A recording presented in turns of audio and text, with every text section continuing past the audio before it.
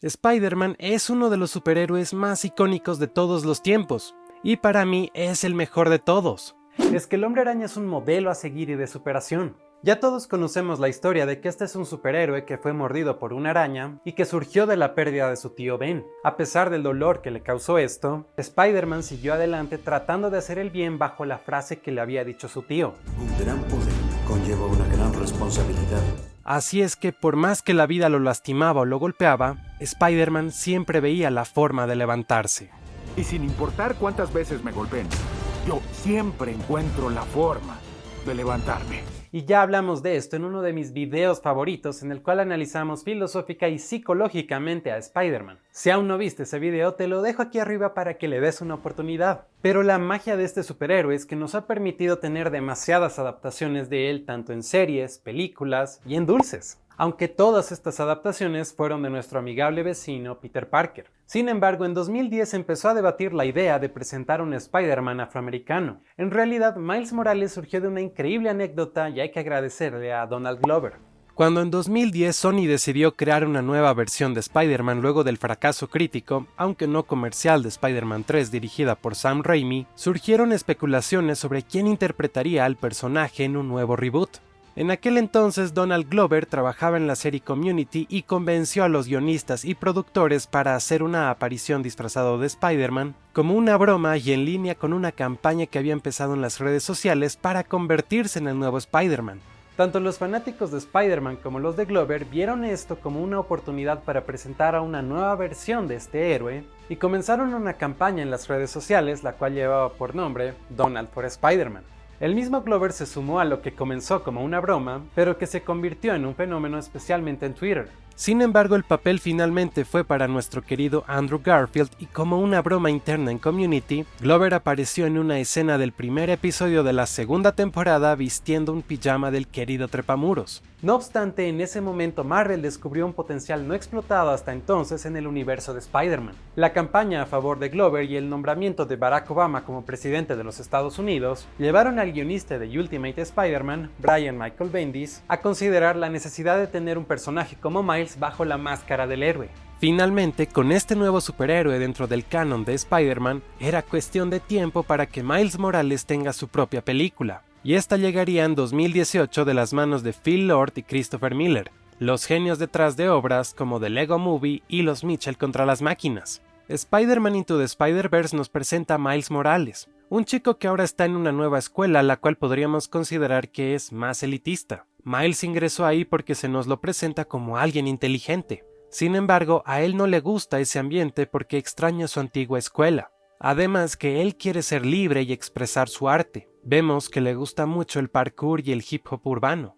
Pero él reprime todo esto cuando está cerca de su papá. Siente que no lo entiende. Por eso prefiere a su tío Aaron. Miles se siente así por las expectativas que su papá tiene de él. Jeff sabe que Miles tiene la oportunidad de asistir a una prestigiosa escuela privada gracias a una beca. Él quiere que su hijo aproveche esta oportunidad y tenga acceso a una mejor educación y oportunidades. Sin embargo, Miles no quiere este camino. Se siente demasiado presionado por todos. Por eso huye con la única persona que lo entiende, su tío Aaron.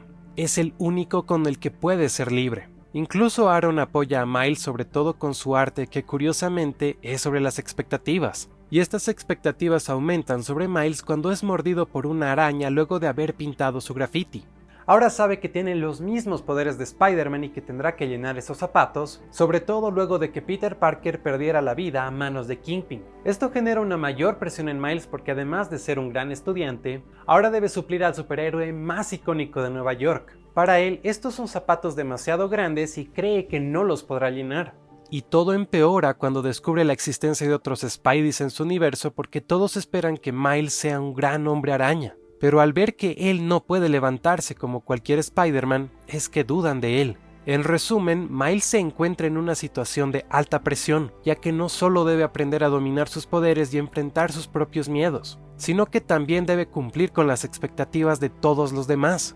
Y esto es algo que muchos hemos vivido. Siempre la gente y hasta nosotros tenemos altas expectativas de nosotros. y eso nos lleva a caminos que nos lastiman, generándonos una gran presión por cumplir esas expectativas. Esta presión puede ser abrumadora y llevar a altos niveles de estrés, lo cual puede afectar negativamente nuestra salud física y mental. Por otro lado, si sentimos que no estamos cumpliendo con las expectativas de los demás, podemos experimentar sentimientos de insuficiencia y baja autoestima. Esto puede generar inseguridad y dudas sobre nuestras propias capacidades, lo que afecta nuestra confianza en nosotros mismos. Inclusive, cuando intentamos cumplir las expectativas de los demás, a menudo tenemos que ajustar nuestra forma de ser y actuar para encajar en esas expectativas. Esto puede llevar a la pérdida de nuestra autenticidad, ya que estamos constantemente tratando de ser algo que los demás quieren y no lo que nosotros queremos.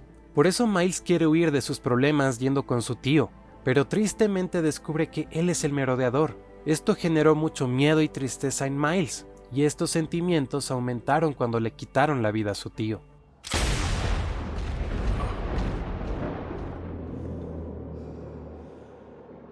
Esta fue la pérdida que marcó a Miles. Ya no sabía en qué creer.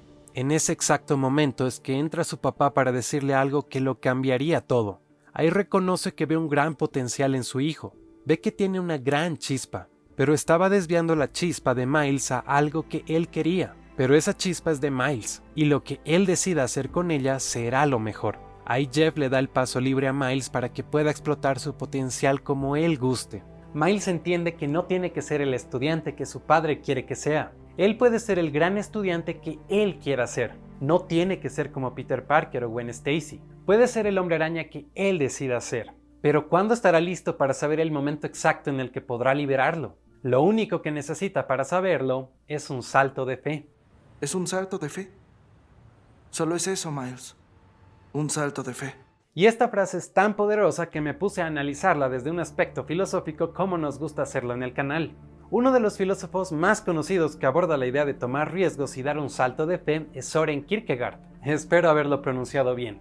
Él argumenta que la fe no puede ser alcanzada por la razón o la evidencia objetiva, sino que requiere un salto subjetivo de fe. Kierkegaard sostiene que a menudo nos enfrentamos a decisiones difíciles en la vida en las cuales no podemos basarnos en la certeza o la seguridad, y en esas situaciones es necesario dar un salto de fe hacia lo desconocido. Otro autor filosófico que se relaciona con esta idea es Friedrich Nietzsche. Aunque Nietzsche no habla explícitamente de un salto de fe, aboga por el concepto del sí trágico, que implica aceptar y abrazar los aspectos inciertos y arriesgados de la existencia humana. Según Nietzsche, la vida plena y auténtica requiere que asumamos riesgos, superemos nuestras limitaciones y estemos dispuestos a enfrentar el sufrimiento y la incertidumbre. Esto se habla más en detalle en su obra Así habló Zaratustra. Aquí Nietzsche introduce el concepto del superhombre como una figura que representa la superación de la condición humana convencional. Según Nietzsche, la mayoría de las personas viven sumergidas en la moralidad y los valores establecidos por la sociedad, lo que él llama la moral del rebaño. Estos valores limitan el potencial humano y restringen la capacidad de enfrentar los desafíos y problemas de la existencia de manera plena y auténtica. El superhombre, en contraste, es aquel que ha logrado liberarse de estas limitaciones impuestas. Se trata de una figura que ha trascendido las convenciones sociales y ha creado su propio sistema de valores basado en su voluntad de poder.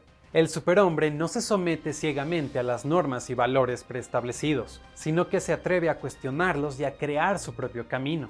En lugar de buscar la comodidad y la seguridad, el superhombre está dispuesto a enfrentar cualquier riesgo y desafío.